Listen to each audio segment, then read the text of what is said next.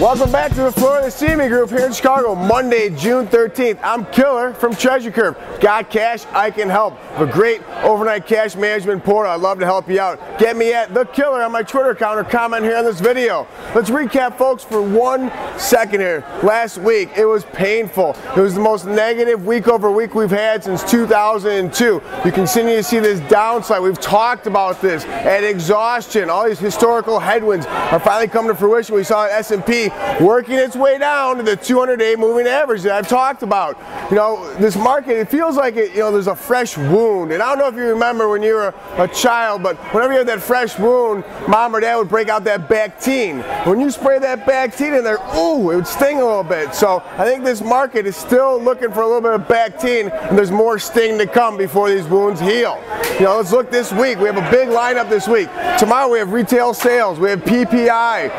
Wednesday we have Consumer Price Index. You know, that's the kind of inflation index that the government uses. They strip out food and energy, but nonetheless that's what they use. Thursday, you know, we have housing sales, which continues to be impactful on this market. Is the housing market here and the equity market here?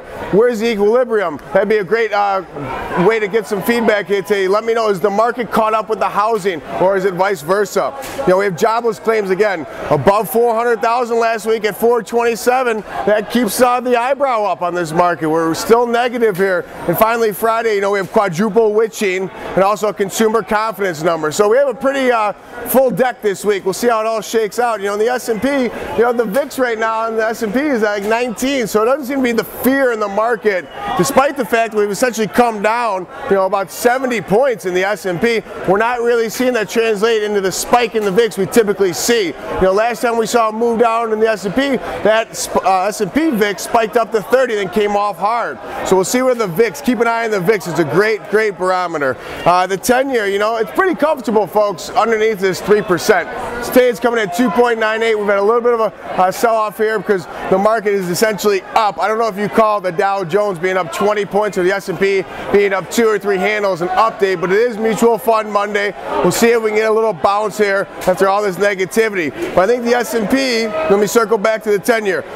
The weekly pivot coming in at 123.15.5 this week. 123.15.5. The 30-year weekly pivot is 125.15. We're right around there right now.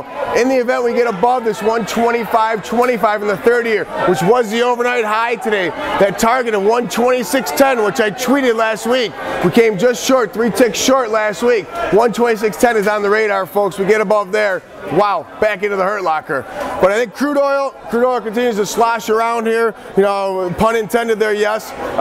You know, 103.44 was that killer ceiling. It's been phenomenal. We didn't quite test it last week, but we came close. And then we have support at 95. So we're going to stay in that band this week, looking at the equities as well as the bond market for direction. You know, euro currency, much wider range there.